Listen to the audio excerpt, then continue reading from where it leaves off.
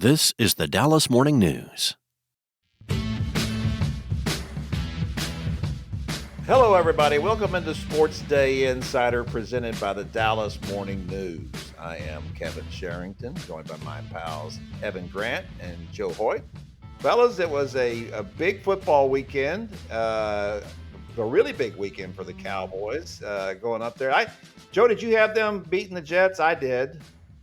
Yeah, I did too. And I think one thing that kind of gave me that thought was I wasn't in the belief that 4 offensive linemen down was actually going to hurt them that much, which I know sounds crazy, when you kind of list it out like that. It's something that doesn't happen often. And I think a lot of people's minds went to, hey, remember in 2023 when they had 3 offensive linemen down and look what Arizona did to them in a surprise win that year. But I just looked at what they had from a depth perspective and who they were replacing. And I didn't think it was going to be that big of an issue with Clayton Adams really organizing things for this run game, and it really wasn't. And also, I think a lot of that goes to Dak Prescott, who is playing fantastic right now. I even asked Nate Thomas yesterday, the starting left tackle on Sunday, like, hey, were there moments where, like, you let a guy go by you and you're like, oh, that's easily going to be a sack, only to turn around and see Dak Prescott getting the ball out? And he's like, yeah, no, that happened a lot. He's playing at an MVP level. Yeah, he is. So that's really the crazy thing about this game, or it certainly was Sunday, Joe. As great as the offense played, and it's continued to play for the most part. And I will stay on the record that to me the big difference in all of this is the running game. The fact that they're being able to run the ball and run successfully. I guess Javonte Williams has 5 rushing touchdowns. I think that's as many as they had all year last year, wasn't it? Yeah, and that's a career high for him too, and we're only through 5 games. Yeah. I mean, that's unbelievable to me that they have been able to all of a sudden start running the ball as well. And I think that does play to the guys, even the backups are better run blockers. And certainly Terrence Steele is a better run blocker than he is a pass blocker. So the running game plays to these guys' strengths, doesn't it? Yeah, no doubt. And I do think one thing we got to preface about this entire Jets game is that is a bad Jets team. But I do think the running game has been a constant. And to your point, Kevin, whether or not it's, this 5 starting offensive linemen out there or 4 backups in there, the running game has been great. Javonte Williams, I found this stat yesterday and it kind of blows my mind. When they signed him, one of the things that was kind of the prevailing idea was, hey, this is a guy that is not getting yards when it's there. You know what I mean? He had negative 83 rushing yards under expected last year. And I bring that stat up a lot for running backs because that's basically saying, hey, with or without offensive line help, what are you doing? What are you doing to make the most out of what's there, or are you not? And he was not doing that last year. Right now, he leads the NFL in 135 rushing yards over expected through 5 games. He's averaging nearly 2 yards a carry more than what's expected of him every single play. Javonte Williams has been a revelation this year, and I have a feature coming out on him later this week. And one thing I've been just trying to drill down with the Cowboys is, what did you see that would suggest that this would happen? What did you see that no one else in the league was willing to see? Even Denver said, hey, Javonte, we're going to kick you to the curb. Hey, thank you for your service. Goodbye, because they weren't thrilled with what he had done. And now Javonte Williams is the 3rd leading rusher in the NFL, averaging nearly 6 yards a carry. I mean, he looks fantastic. And one thing that Brian Schottenheimer keeps coming back to is his toughness, his physicality. You saw it on that run right before halftime where he broke through multiple tackles. And he even had the IQ in Schottenheimer's viewpoint to get out of bounds. He wasn't going to score. He was going to get chased down. And instead of cutting it, trying to upfield, or staying straight in his path, he veered to the sideline and got out, allowing them to have enough time to call a play and get a touchdown before the half. He has been absolutely fantastic for them. Yeah, he was out of gas. That was all right. I'd been out of gas too. I tell you, I kind of made this point over and over again. To me, of all the developments on the team over last year, this is the biggest one. It's the most impressive one to me because they have been playing essentially without a running game now for 3 seasons, maybe 4 seasons. And I think what history shows us about Dak as a quarterback is that it's not good for this team when he's throwing the ball 50 times a game. For the most part, it doesn't work well. And he is so much better in play action. His numbers are so much better in that situation. And we know that Dak is great too, as well, when he's under pressure. It seems like he does pick that up. That has kind of been a mark of his as well. So he's an unusual quarterback in that, from that standpoint, when they've always talked about making the offense Dak friendly. To me, the best thing they do for him is when they get a running game going, because what we see now is that you're down to Ryan Flournoy and Tolbert with CD Lamb out, and things still look great, right? Yeah, no, I mean, Flournoy had a Miles Austin type kind of breakout game yesterday. Obviously, we'll see if it it turns into what Miles Austin's career did. Part of me, I mean, I think we still need to see more. One quick note on Ryan Flournoy. This is a guy that he was a small school guy. He was incredibly small, like literally as a kid. It took him a long time to hit a growth spurt. So he was kind of, from a developmental standpoint, very behind a lot of people, and you kind of saw that last year. This offseason was his first time ever working with a wide receiver trainer. He had never worked with a wide receiver trainer before, which is something that, us in North Texas understand, that there's a huge business for that, for kids who are 10 years old and up, to get wide receiver training. This was his first season, and it's already kind of paying off for him. But I do think, one thing that Brian Schottenheimer promised when he was hired was, I'm going to marry the running game to the passing game, which is what a lot of people say. Greg Olson, I thought, had a good note, and he's someone I trust when it comes to viewpoint and kind of all 22. And he said that, if you look at what the Cowboys offense was last year, and they called a lot of Cowboys games last year, it felt like two different offenses. What we're going to do in the run game and what we're going to do in the passing game. It was kind of separation of state. Greg Olson said, no, this is a team that has married that for sure. And I think you can see that. I mean, Dak Prescott right now in play action is completing, I think, over 90% of his passes. It has been a phenomenal thing for them. And it kind of begs the question, how do you stop an offense right now that's top 5 in points and the number 1 yards gaining offense in the NFL? And I think you would say, hey, you got to run maybe some of that too high shell and just kind of keep everything underneath, where you kind of drop back a lot of guys, maybe do a lighter box. But right now you can't do that with the way Javonte Williams is running the ball. So they've kind of figured out a way to be really successful against all different types of fronts right now. So the offense is working great. But the crazy thing about the Jets game was the defense worked great. So we did hear from Trayvon Diggs that and he'd been begging for a little more man-to-man coverage, and there were indications that that did happen in that game. They did maybe there was some compromise there on defense, on Matt Eberflus' defense. So was that the case, Joe, or what exactly happened to make that work so well, or was it just the fact that it was Justin Fields? I think there was a little bit more man, I'd probably say. I mean, when it comes to their zone coverages, they do like to do a lot of man match zone coverage, which is essentially man coverage, right? You're saying, hey, this is my zone, but I see this third wide receiver right there. Unless he veers off immediately, he's pretty much my guy as long as he kind of comes in my vicinity, right? So I do think that they were doing some more of that. I do think a lot of the defensive effort goes to a Jets offensive line, frankly, that is terrible. And Justin Fields right now that had nowhere to run. But, there's improvement within that too, because if this was week 1, maybe Justin Fields runs for 80 yards and 2 touchdowns, akin to what Jalen Hurts did against them, right? That there was some improvement there. I do think that there's still some ways to go, but when the pass rush is able to kind of take advantage of a bad offensive line like they did against the Jets, Trayvon Diggs called it himself. He's like, we can call whatever we want on the back end if we're getting home that fast. He called it instant grits instead of making oatmeal, right? Like that. It's instant. It doesn't matter. Whatever we have, it works. So I think that that's kind of a huge development for them. If they can kind of keep that pass rush going and kind of, make that something that's a staple for them, that'll be good. My big question about their pass rush, James Houston still remains the guy getting the least amount of snaps in the defensive end rotation. He had about 27, but he leads the team in sacks. Right now, he's on pace for 12 sacks, the same number of sacks that Micah Parsons had last season for the Cowboys. Obviously at a way different price tag. Is James Houston at his best when he's in a limited role and he can stay fresh? Or is this a guy that deserves more snaps and can kind of keep that going? I'll be honest with you. Part of me thinks that there's a potential that with increased snaps, he could still keep this pace up. Well, it's interesting because what we saw with him in his history was that when he was playing for the Lions, right? He had that one season when he had a lot of sacks. I think 9 sacks, right? Yeah, 8 sacks in 7 games. 8 sacks in 7 games. So it's like, how does a guy get 8 sacks in 7 games and then not play anymore? So I guess to that point, and I haven't done as you put it, a deep dive on James Houston, but he's not a big guy, probably not great against the run, and that's why teams felt like they couldn't do that. Although if a guy can get home, there's got to be a way to get him on the field, right? I mean that's the whole issue.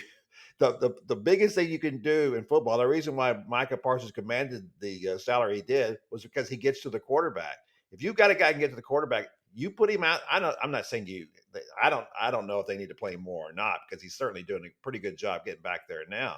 But there's got to be a place for a guy like that, right? Yeah, I think so. I think that there's also a testament to, in terms of his run defense about what he can kind of improve on. Like I think he's getting better at run defense. That you hit the nail on the head, Kevin, when you said that's the big concern about James Houston is um, what's his kind of durability in terms of kind of dealing with that over and over again, and can it take away from his pass rush? That's the question that they're asking themselves is, hey, if you run on first and second down against James Houston by third down when you want him to actually get after the quarterback, is that going to be something where he still has energy to do? So I think that's the fascinating question with him. I'll be honest with you, I'm kind of an advocate of him playing more. I think that he has enough energy, stamina, ability against the run to kind of warrant more snaps. He's their best pass rusher, simply put.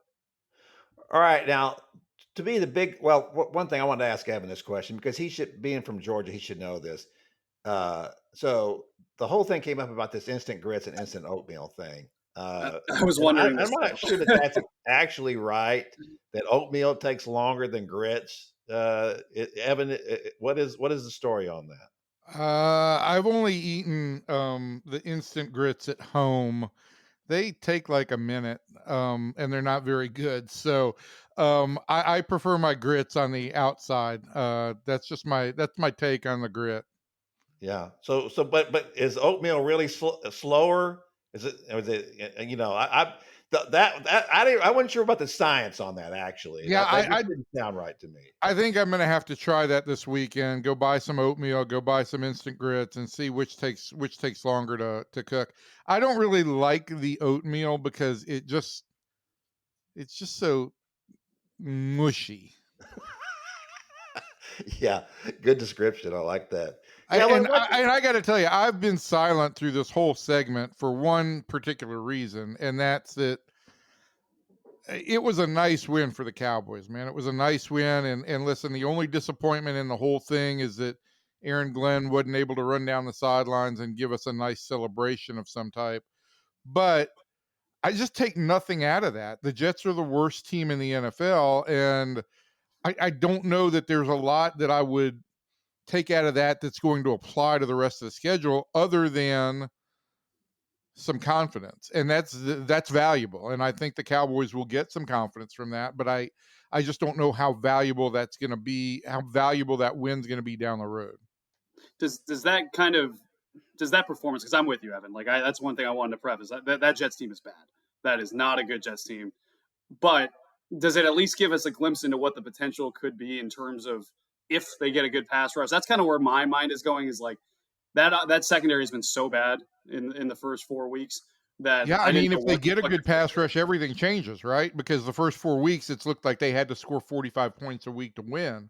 I guess it all changes, but I'm not convinced that what we saw against the Jets constitutes a good NFL pass rush. It constitutes a good pass rush against the Jets.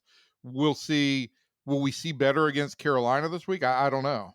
See, I don't yeah. think the Bears are that much better than the Jets, frankly. I think the Bears are okay, and they were awful against the Bears, and we're just out of that game almost immediately. So that's the difference I take in this one is that yeah, the quality of the competition certainly counts in this matter, but pretty much we can tell if they can run the ball, which they couldn't do in the second half against the Bears, right? Then you see the offense really was frustrated at that point. I think that as long as they can run the ball and stay with somebody, they do fine. The question is obviously, can they stop the run? And then they were not doing a great job stopping the run against the Jets either. The Jets were still able to run the ball better than you would hope that they would. But they were rushing the passer very well. So to me, going forward, I don't know if the Eberflus defensive plan is really kind of settling in with these guys or not. You would think at some point it would be better than it was because it really at the pace it was going up to that point, it's as bad a defense as I've ever seen the Cowboys play. I don't know that I've ever seen a worse defense out there. I'm trying to think back on the Dave Campo days and think if that was any worse then. And maybe it was, but it was pitiful up to that point. So you would have to think that they would be better than pitiful because they weren't great last year defensively, obviously, but they weren't horrible either. So I Is do think pathetic better than pitiful? no, pathetic is worse than pitiful. What's better than pitiful? Pitiful? What's better than pitiful? Well, lots of things are better than pitiful. Well, what's the next step up from pitiful? Maligned? Are we going just maligned? Like, oh, critical of them, but hey, I don't know. That's a good question. I think that all they're asking, and Greg Olson, and let's bring up Greg Olson again, said this during the game. They just have to be average. If they can just get this defense to average, then this is a team with some potential because of the offense. Being an average defense allows them to run the ball and do the things they have to do. If they can't run the ball, they're going to be in trouble in my mind against good teams. And if they can run the ball consistently, then this team has a chance to do some things. Now, I'm not going to make any predictions about playoffs. I'm just not going to do that. It's way too early to make any predictions about them and what they could do and what's. Geez, last week we were about a 5-win team. Now you're talking about playoffs. Playoffs, yeah. But I was going to say, and maybe this is just my naivete, and I even said this after the game in our video with Calvin. I have a tendency to go a little too high and too a little low. I'm not Scotty Scheffler in terms of just being that kind of stone cold, consistent, kind of even keel kind of person. But I think maybe where I'm kind of having the problem with the Cowboys is that I'm fluctuating between the glass half full and the glass half empty. I mean, you go look at the Eagles game, right? Like, they are a couple drop passes from their best player from beating the Eagles on the road in the season opener, right? And if they win that game, and hey, they are literally a millisecond away or a ball being kicked up against the Packers from winning that game, right? And obviously you can go to the Giants game and say, hey, they could have lost that one too. But you start looking in the glass half full thing, and that's where I think this big gap is between, hey, they could be a team picking in the top 5 or a team contending for the playoffs, because right now their offense is keeping them on that fluctuating half line. And I think that they're kind of hard to kind of make out right now, to be honest with you. Yeah, this is what I want to ask you about the defense. Okay, so remind me again when DeMarvion Overshown is supposed to be ready. So originally he was kind of setting his goals for Thanksgiving, and he's told me the other day, I'm planning to be earlier than that now. Whether that means he's on the field earlier than that remains to be seen. I don't, I think he was more alluding to the idea that he's going to be practicing. But I'll tell you this, he's already doing full-on drills, or full-on like positional drop-back drills on his own, not with the team. Obviously, he's still on, he's still on IR, but he's doing stuff with helmets on his own without a brace. Like, this is a guy that's moving well, very well so far. I don't think before Thanksgiving is out of the question. Okay, because that's the issue for me at this team. It's still really light at linebacker, and I think that if we'll see what develops here with the secondary, and then some of these guys start to play a little bit better and maybe kind of catch hold of this scheme. I just still think there's a deficit there, and I think that was probably the big mistake of the offseason. But I would, if we go back to the offensive side, I'm with you about what they've done here. They still don't have great play at tackle between Tyler Guyton and Terrence Steele. Neither one of those guys are going to be making any Pro Bowl teams. But the guys replacing them are probably, Nate Thomas might be better than Tyler Guyton right now. At least it's close. It's not a big drop off. And when you're missing a guy like Tyler Smith, who is a Pro Bowl player, and they still play really well. And we can say what we want about the Jets, but Quentin Williams is pretty good. Will McDonald is fantastic. Their defensive line is legit. Yeah. So when you're handling those guys, I do think that there's something to be said for the fact that this is a really deep offensive line. That's one of the things that they said during the broadcast, that in talking to Dak Prescott, that Dak had said that, well, already in his career, he was playing with that all-world offensive line, right? But he said, but I think this offensive line is probably deeper than that one. what he's saying there is that no, they're not as good up front as they were back then, and obviously they're not. But when they had to go to the backups, those aren't as big of an issue as they might have been back then either. So offensive linemen get hurt. People get hurt, and if you've got a little depth, then that's a really good thing. And when you're not noticing it, that it's an issue. And if Dak's getting the ball out quickly, as you noted, well, then that's great too. We're going to talk about Texas OU here in a little bit, and we're going to talk about the fact that Arch Manning is not getting the ball out fast, and it's making the offensive line look even worse than it looks like it's performing when he's doing that. So there are just so many things here that work well for them, and as does the schedule. They're playing Carolina this week. I would expect them to win that game as well. So they can get a nice hot start going here, can't they, Joe? Yeah, they really can. I mean, you got Carolina this week, and then you got Washington at home. And Washington, they don't look like kind of the world beaters that they were last season. I think that there's potential there. And then you have Arizona, the Raiders, and Denver kind of coming up on the horizon. I think in those 5 games, if you can go 3-2 or 4-1, you look at the rest of this NFC. I mean, this is a potential playoff team. And again, we're now in the kind of denote we're in the glass half full section of our feelings on the Cowboys right now. Dak Prescott, in the way he's playing, has vaulted them into that part of the kind of equation. But I still think that there's a shot, and it's up to them. The NFC's wide open. If they go 2-3 in this next 5-game stretch, I'm not as confident. But even the back end of the schedule, you start looking at it in teams that were kind of a little bit more scary to start the season. Minnesota looked a lot scarier. The Chargers have kind of cooled off a little bit.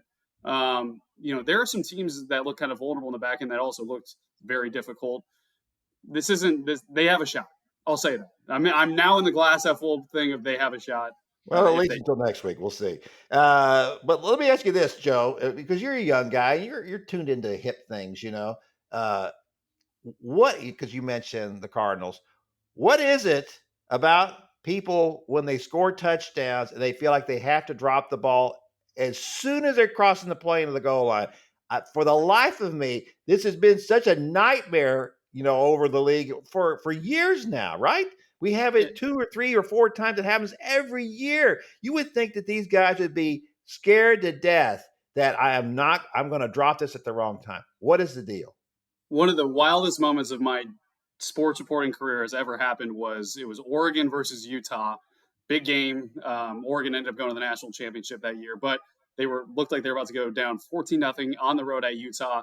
And Kalen Clay on what would have been a 75-yard touchdown, drops the ball.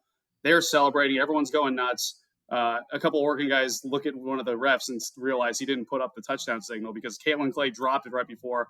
They pick it up, have a convoy back, touchdown, ends up being a game-changing play. Oregon goes on to win that game. Even in the new Chad Powers show on Hulu, they make note of this, ironically, with Oregon against Georgia, that Oregon loses on the national championship because Glenn Powell drops the ball before he scores.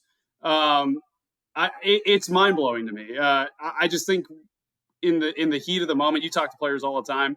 I'll ask players, hey, what was that celebration you had? And they're like, I kind of blacked out. I don't know. I think when you have such a free running lane like Amari DeMercado had against the Titans on Sunday, sometimes your mind goes blank a little bit. You're just like, oh, man, I just had a 75-yard touchdown to seal a win, big win. We're going to get back in the NFC West picture. And your mind goes blank. So it's crazy to me. It's something that I think every coach should be showing their team, whether it's NFL, college, high school, Pop Warner this week, and just reminding them because it's so pivotal. That game, the Titans are winless if that play doesn't happen, right? And then subsequent other plays happen too. It's insane to me, Kevin. It really is. I don't get it. It because it was not an issue. Look, all those years when I was growing up, watching football, it was not an issue.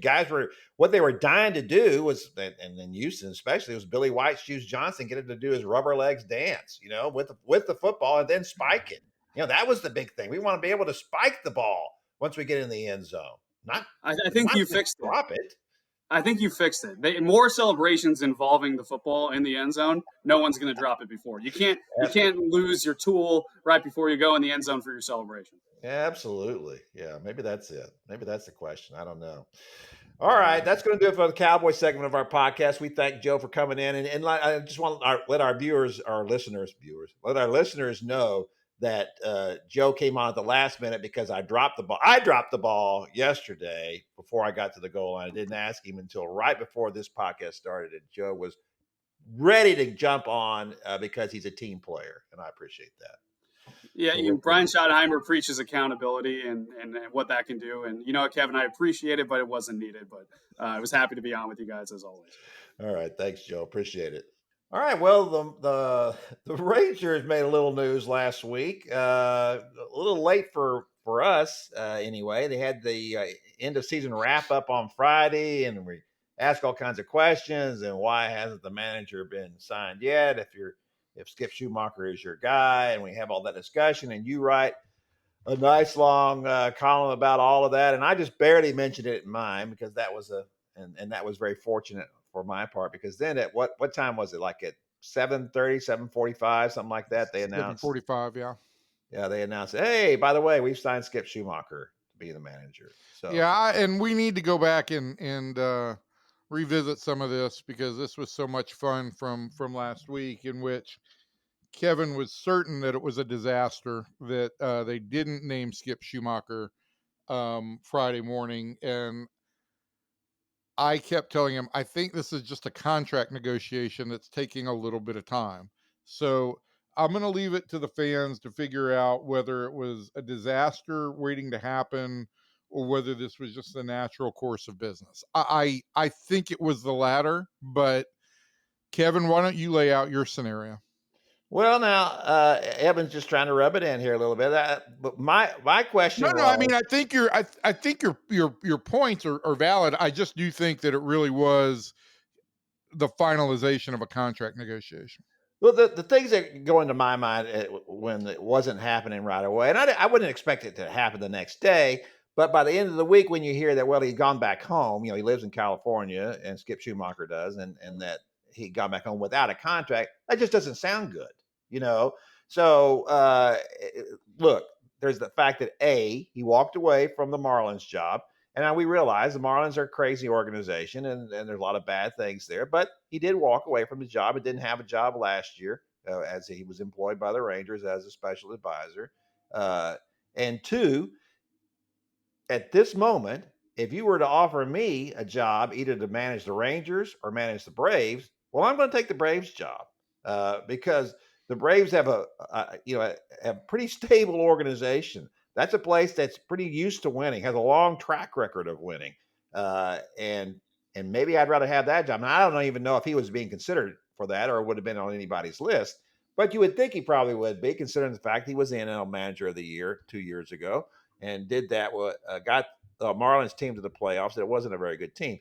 So to me, not knowing Skip and not, I've never even had a conversation with him, not knowing anything about the situation other than the fact that things didn't go well here at the end for the Rangers this year, and there are some questions about how everything is going to go going forward. There's a ton of questions. There's a ton of questions. Well, there's just not just about personnel, but there's questions about how everything's being run. About going forward, and about and how what's the communication from the top, right? Because we've got Ray Davis not committing to whether to what the budget's going to be, and pretty much it's a year-to-year budget. It's not a situation where he's committing to something for a 2 or 3 year period at a time. And of course, we've got the labor situation coming up after next season, right? Yeah. And I think that has to be a factor with Ray about how much he wants to commit if there's going to be a lockout, which almost certainly there'll be a lockout after next season, right? Well, yeah, I think that's what the general feeling is, because the era of good feelings with labor is over.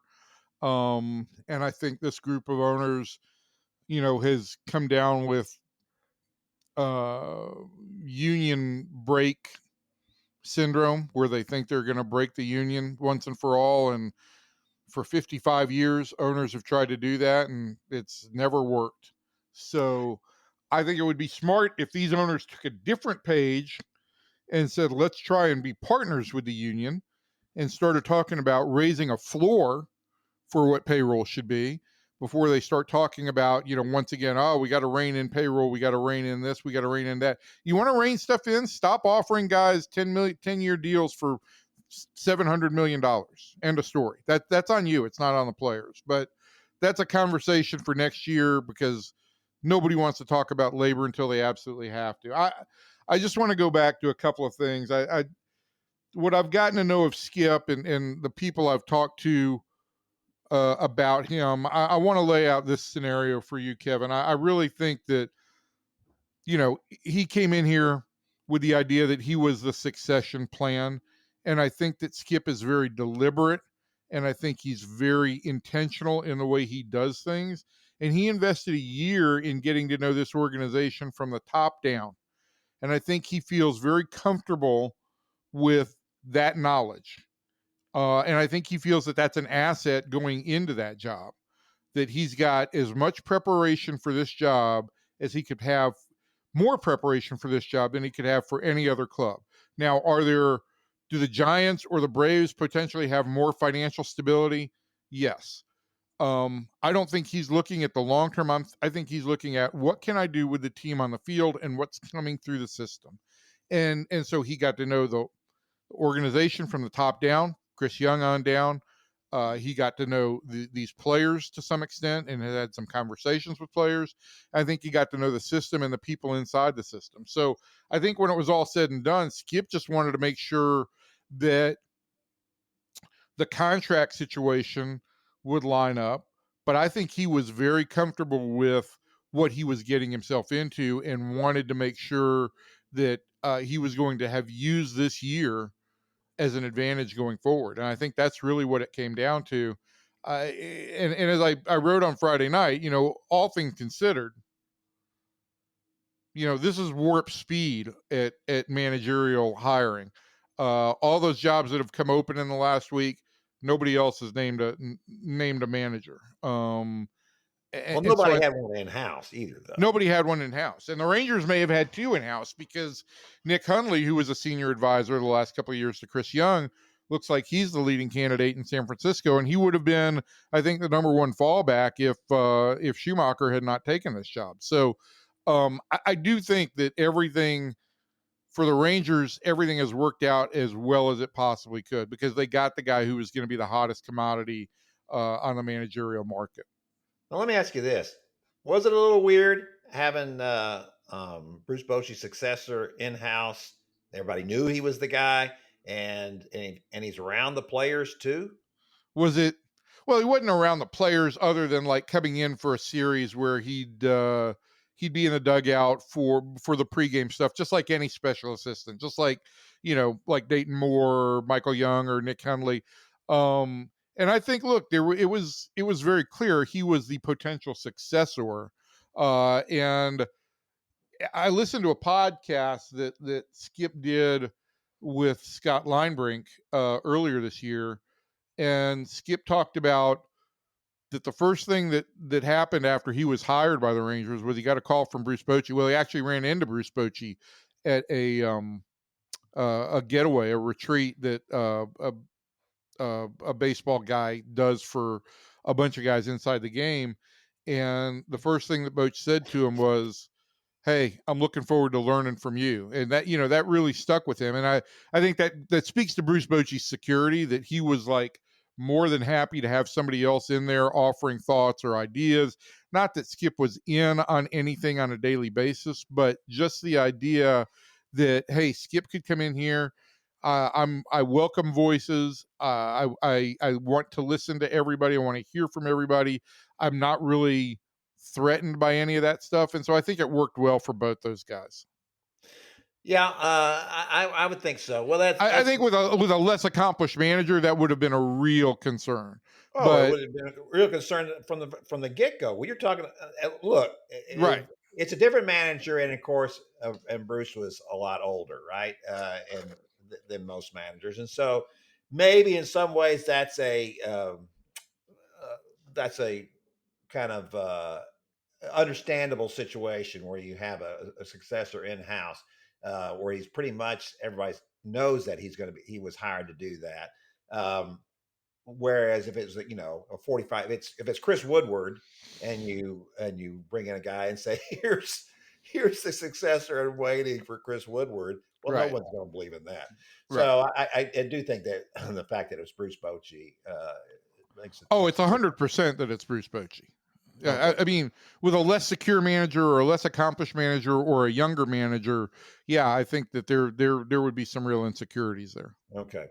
So let's talk about what's going to happen now, because Sean McFarlane wrote just this week that this is a manager and maybe who's a little more equipped.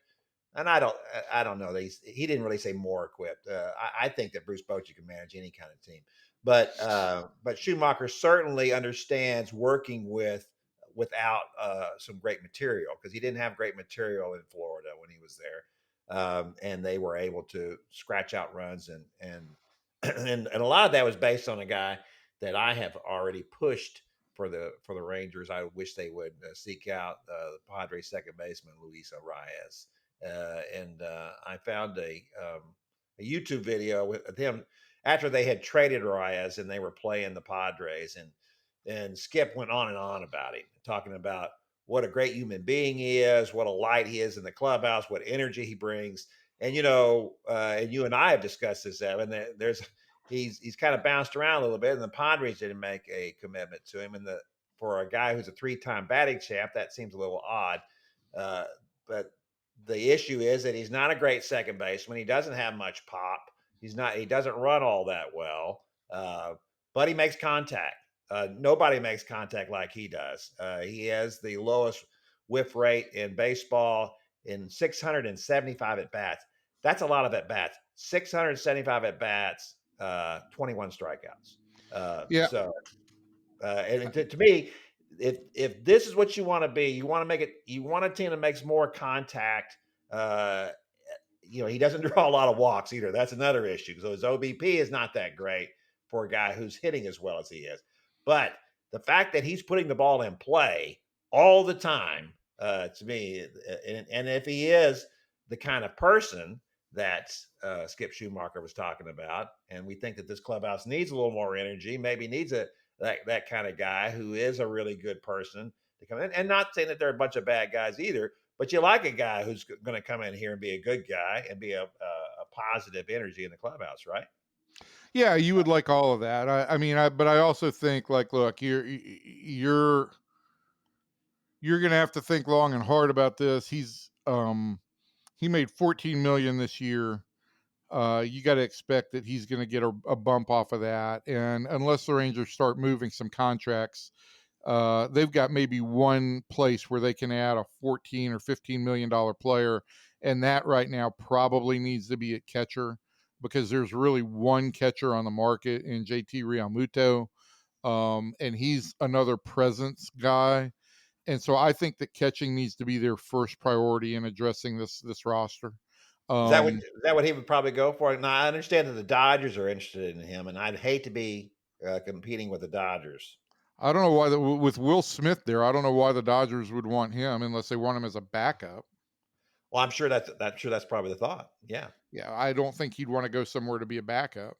He caught 135 games last year for the Phillies, Yeah. or this year for the Phillies. I mean, that's phenomenal at his age. He's catching 135 games. Yeah, I think the Rangers would love for him to catch 100 or 110 games, and I think that would be perfect for how you want to use Kyle Higashioka to keep his body fresh.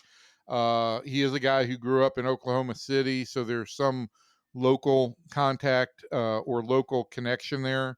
And who knows what happens with the Phillies? They're down 2-0-2 as we speak about this, and if they lose this division series, maybe they do let some of these free agents go. If they win, maybe they want to bring them. If they last longer, maybe they want to bring them all back. I don't know, but for me, Kevin, that is where the market's so thin at catcher, and the need is so great at catcher that's got to be my first priority, especially with a guy who is, a frontline starter, a winner, and who has the reputation of being a strong clubhouse presence. So if I was prioritizing right now, I think if I was prioritizing in the real world, which is like trying to guess what Ray Davis's final financial numbers are going to be,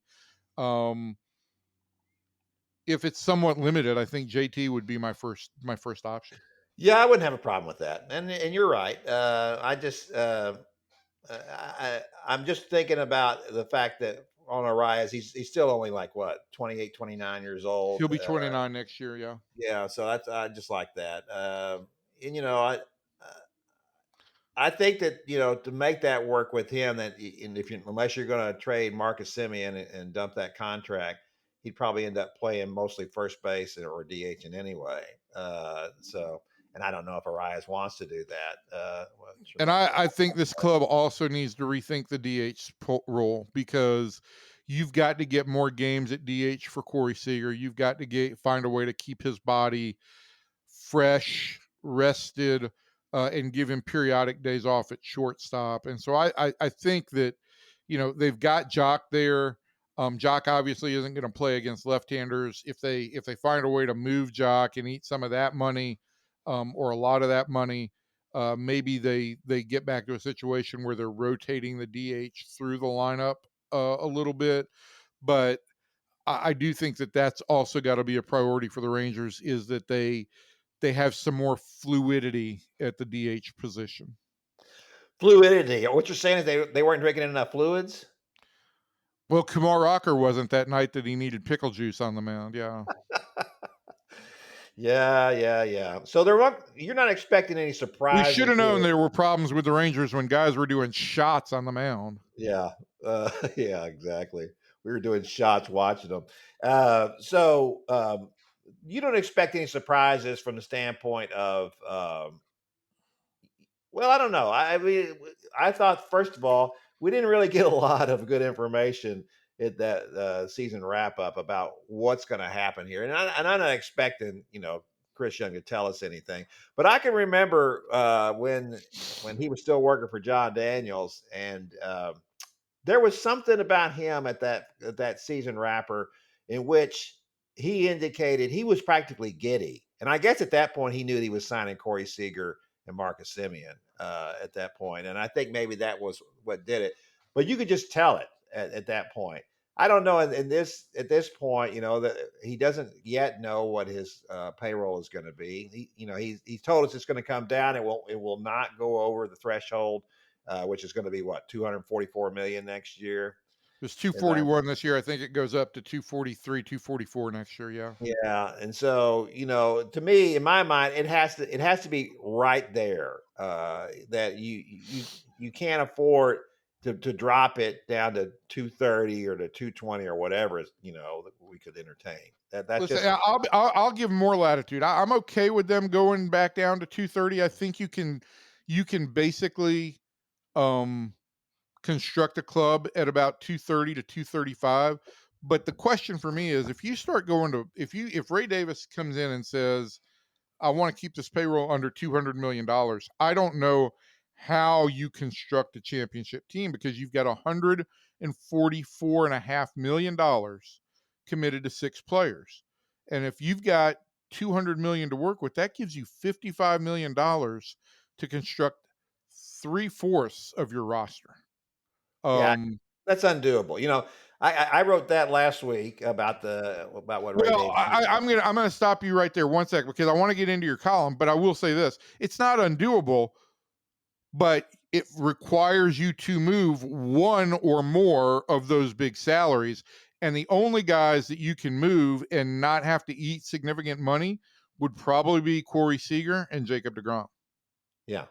Those are not the kind of guys that Chris Young wants to dump. But after I wrote that about the Rangers, I had several people on Twitter say basically that this is what everybody always says. It's just the easy thing to say is for the owner. And I'm thinking, first of all, why would anybody want to defend a billionaire?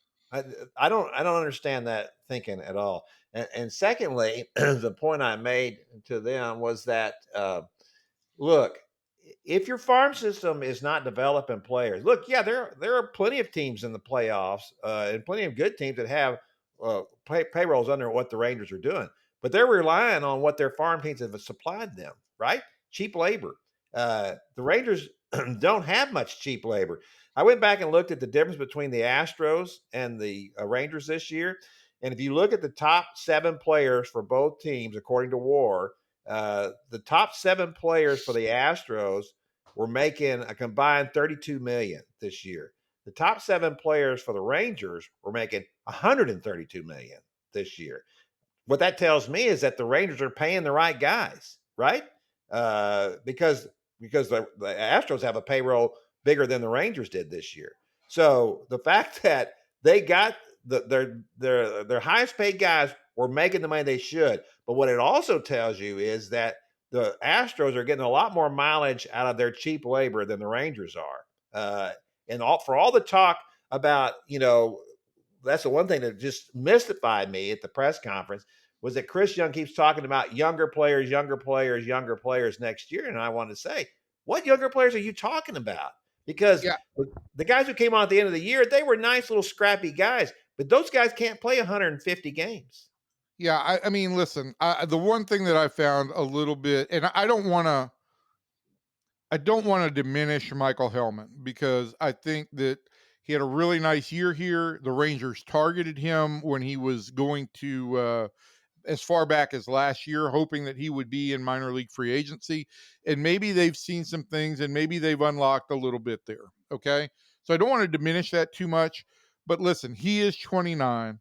And you're basing this basically on 100 or so, 125 at bats.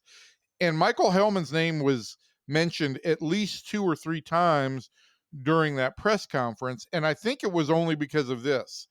If you're Chris Young and you had to pick guys who overachieved among your offensive players, where else do you go?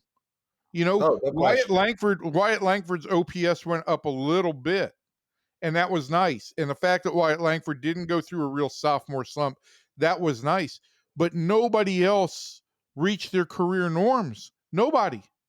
And if you look at the young core of the Rangers, the quote unquote young core, all right, so you got Wyatt Langford. He's a player and he should be a star next year. Evan Carter, we still don't know if he can ever play a full season at this point. Josh Young really regressed this year. And that's it, man. That's it. Then your bright spots are that Cody Freeman came up and he was a sparky little guy who I think can be a utility guy on a championship club. At about 150, 200 at bats, but that's not an everyday player. And Michael Hellman. And Michael Hellman's a 29-year-old guy who also might be a really nice utility player and might be much more usable than, say, Ezekiel Duran. But we're not talking about core players here. No, and I would let's say this too about Michael Hellman on the good side. He can play the infield. He can even play shortstop. So he's a guy that has some versatility to him and be worth having. And yes, I would rather have him than Zeke Duran at this point. I think that Zeke's time has run out here, and I just don't see a future for him. And I think also that what Chris Young is doing here is saying that, look, all you other guys, this is the kind of thing I want to see. And so that's why he's making a big deal out of all this. I don't think that message goes very far with those players. I think they all look at him like, hey, we all like Michael Hellman too. But, we got track records here, and Michael Hellman doesn't. Well, I do think to your point on that, I do think that there is this element now, or this will be a focus of the offseason, that the players that the Rangers acquire, they want to have a quote unquote, which is going to be a real ethereal thing to try and figure out, a winning player profile, which is scrappy, plays hard, all that stuff. Doesn't mean not talented, but it means that they, in addition to whatever talent they have, they do that. The one thing I worry about, and I think that, we saw this play out a little bit with the roster construction this offseason, is the Rangers went, we're going to go for slug. We're going to go for guys who hit fastballs. Well, first of all, they didn't hit fastballs this year. And secondly, you saw the issue when you have a team that just tries to slug, especially in a ballpark that suddenly played bigger. You don't, when your guys aren't on a tear, you get nothing offensively. So I'd hate for the Rangers to try and overcompensate too much this year. I think they need to add some guys who have presence and are gritty. But I don't think they need to basically make themselves into a team full of little rascals. No, they don't. They don't need to do that. And look, if those guys are Lenny Dykstra, then I'm all good with that. Well, But maybe let's not use Lenny Dykstra as an no, example. you're not a Lenny Dykstra fan. Well, I mean, Lenny had his issues maybe off the field a little Well, he bit. did. But on the field, he was pretty great. I mean, I listen. I love that style of play, and I love what Cody Freeman brought. And I did love the fact that this is exactly what you do with 2 strikes, right? This guy's Yeah. approach. Everybody needs to pay more attention to that.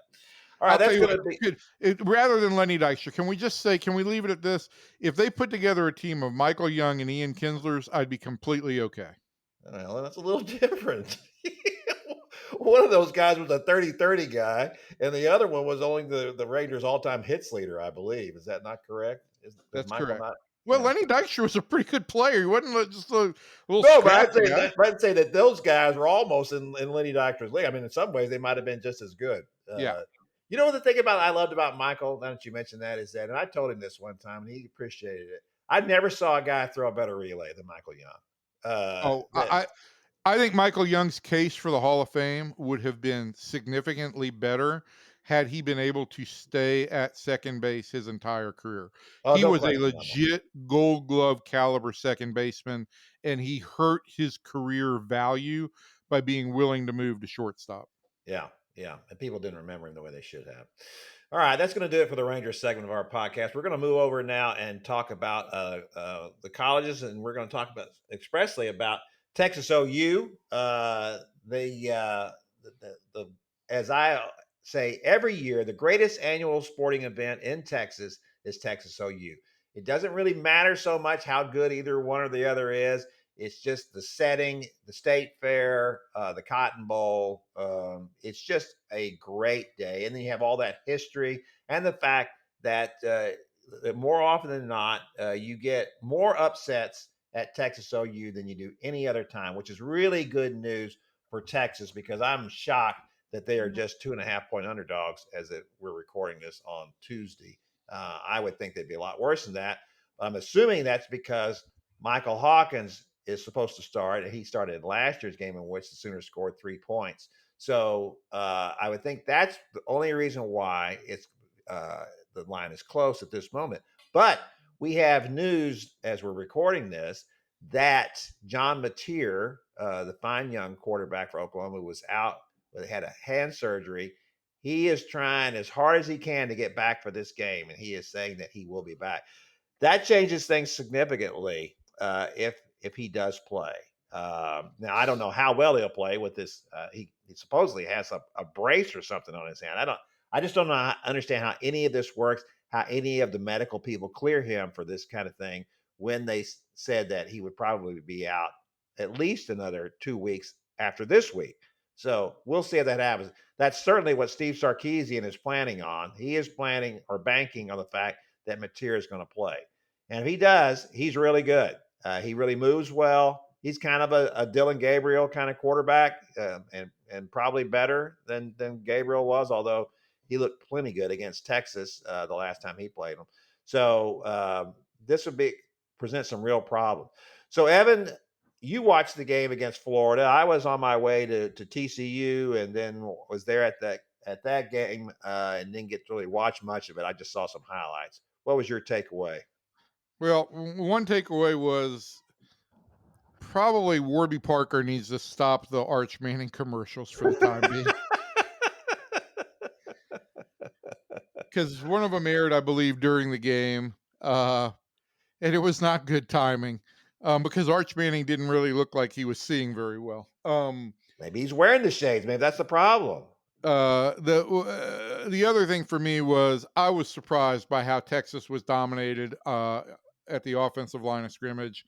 Florida was constantly in the backfield. He was constantly, Arch was constantly under pressure.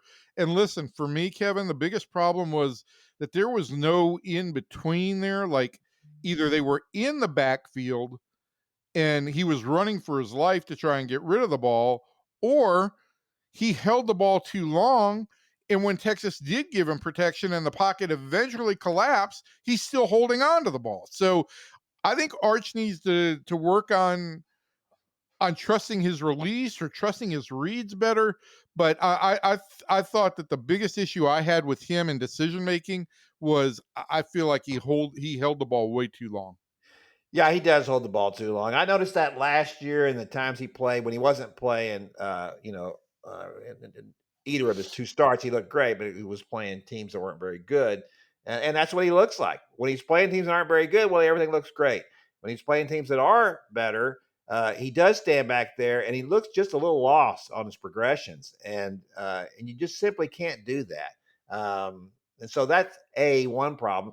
But the offensive line clearly is not playing very well because they're not running the ball either. You know, they But this is what I still struggle with, right? I felt like Trey Wisner was a pretty good running back. yeah.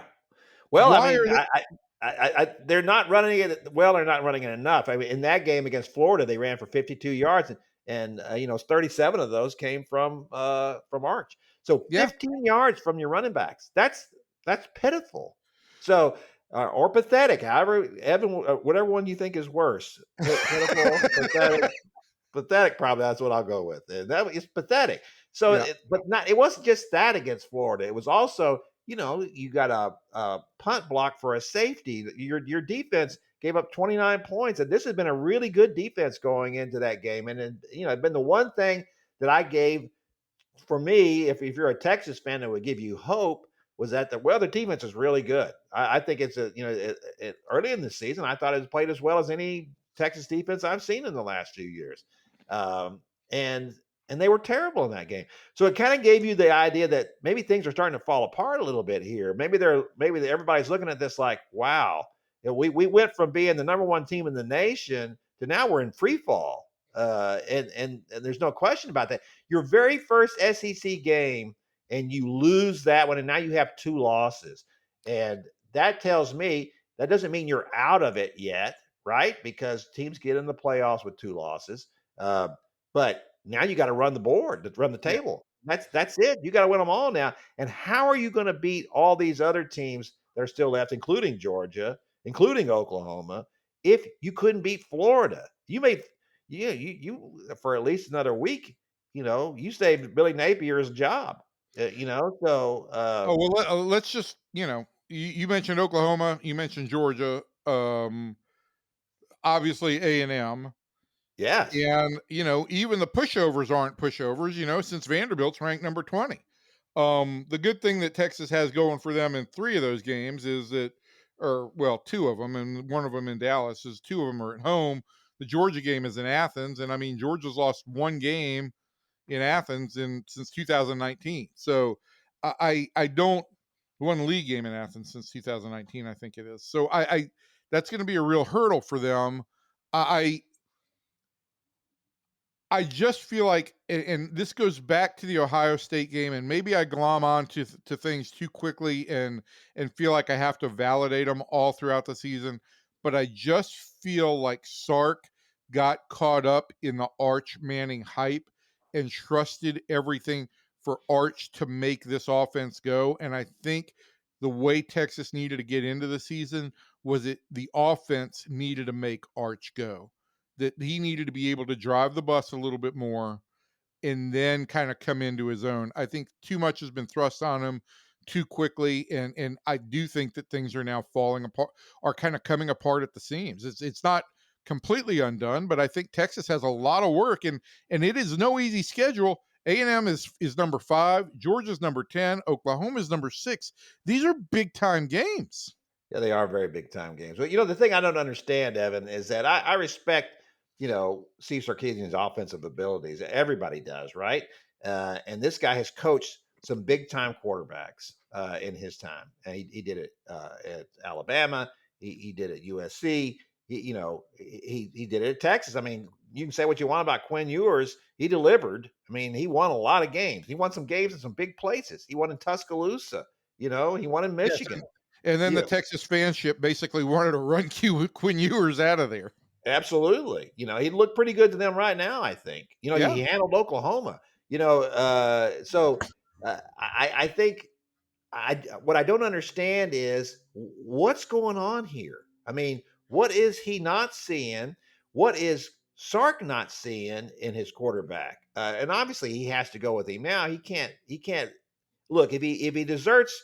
Arch at this point. I don't know that's going to do anything more for them than it would have done last year if he had benched Quinn Ewers, which there was no reason to do that at any point, even though fans kept calling for it. So I just don't understand what the problem is here. But I'll say this: if Arch Manning does not start to play any better than he's playing right now, I don't think he can come back to Texas next year. We've Right. talked about whether he was going to turn pro or not, but there has to be some kind of step up here because you cannot go through an entire season of this and then expect to come back next year and be, oh, okay, everything will be okay now. I don't see anything right now that tells me that can work. Listen, I think there are so many different factors in when it comes to judging teams this early in the season now. Um, I don't ever degrade the idea of what NIL has done and the transfer portal has done. You are turning teams over left and right, and there's so many new faces. I think it takes 4 or 5 games for a team to really kind of gel. But we haven't seen improvement from Texas, right? We haven't seen any gradual improvement there, have we? Well, Has there no, I been mean they have you seen after a after game this the year where you said, "Okay, this is a big step forward"? well, I mean, Ohio State game, that's a huge game to start the season with, and look, Texas played even though they lost, it wasn't a runaway. It was fine. It wasn't an awful loss. Right. They were still fine after that. Yes, Arch needed to play better, but it wasn't awful.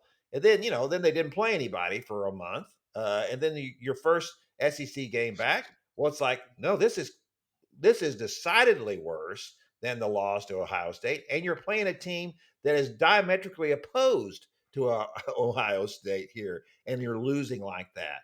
That was the worst thing that could have happened in my mind to Texas at this point because this was okay. All right, had a month now to get over the whole Ohio State loss, and this is how you play after all of that.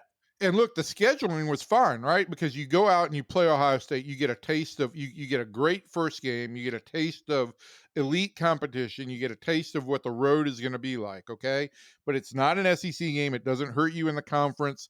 And that scheduling may help you. And then you have that whole month of okay, now we're basically going to play our exhibition games where we can work out all the kinks where we Yeah, can yeah. get everything set so that when we go into the SEC schedule, we are going to be clicking.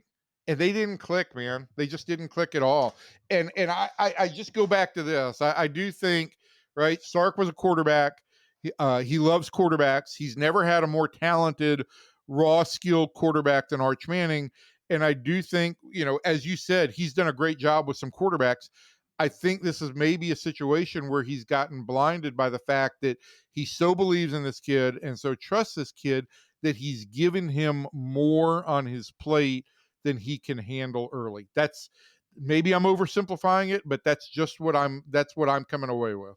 Yeah, I think there's certainly I kind of said it all along since the Ohio State game. I just felt like he needed to let him drive the bus and rely more on the running game. But then they had no running game against Florida, so I don't know what you do at that point. Let me say this before we get out of here because we need to bring this up too. Is that so? You mentioned that Texas A&M is ranked fifth in the country. They still have their issues on offense with Marcel Reed and Mike Elko spoke to that when he talked about his anxiousness. I think anxiousness was the wrong word. Mike's a really smart guy, but I think what he meant was he's just a little hyped up at early in games and he's a little inaccurate, a little wild. Um, but he always settles down, and that defense is great. They are playing some great defense, and they play Florida this week, and it's going to be at Kyle Field, and that's a different thing when you're playing a home game as opposed to going into the swamp. But we'll see how A&M handles DJ Lagway with Dallas Wilson, and that has made a difference in Florida's attack now, having that caliber of wide receiver coming back. DJ. Dallas Wilson was really impressive. He's really good. He's a pro prospect. I mean, he's going to be playing the NFL next year. So that makes a difference. But after Florida, they've got 3 straight road games, and one of them's at Arkansas, which they should win, obviously. Then they go to LSU, and then November 8th they're at Missouri, which is number 14 right now. So they need to beat Florida, and that's going to be their real test, is that LSU Missouri stretch before they get to Texas. No question about that. But I tell you what, if they stomp the Gators, which they should, then Texas ought to be really nervous about that game the day after Thanksgiving. Sure. Because I think that the Aggies, and who saw all this coming?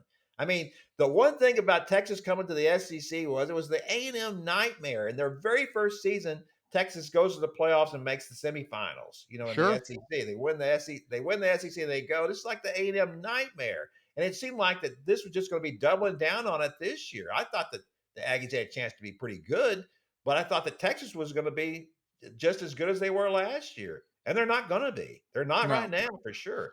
So, I'll just say this: before we end this thing, we need to spend 12 seconds at least mentioning that Texas Tech is now number 10 in the country, right? Yeah, Texas Tech's the real deal. If they don't win the Big 12, then they've really screwed up because, in my mind, they are clearly the best team in the Big 12 at this point. BYU's pretty good too. We'll see how that goes with them. I don't see anybody else in the league challenging them. I don't think TCU's as good. TCU can't run the ball, and Tech is just a lot more, much better balanced, and they really shut down a pretty good Houston team, 35-11. And they got a huge, and on Saturday, not only did they shut down Houston, they also got a huge commitment for next year. I didn't see that. Who'd they get? Oh, the Cedar Hill defensive tackle. Oh, wow. Didn't see that. Well, I'm sure they're going to get them. This is what's going to happen now, that not only are they going to draw them because of what they're paying, but also because they're winning. If you're winning and paying, that's a pretty good combination. Paying and winning, winning and paying. That's right, pal. All right. So that's going to do it for our podcast this week. We thank you for tuning in. We'll be back next week to talk more about this and see if the Cowboys are really for real, although I don't think beating the Carolina Panthers is going to be kind of an answer to that question. And next week, I'll keep winning, and Kevin will keep paying. Yeah, exactly. So from everybody in here to everybody out there, thanks, and we'll see you next time.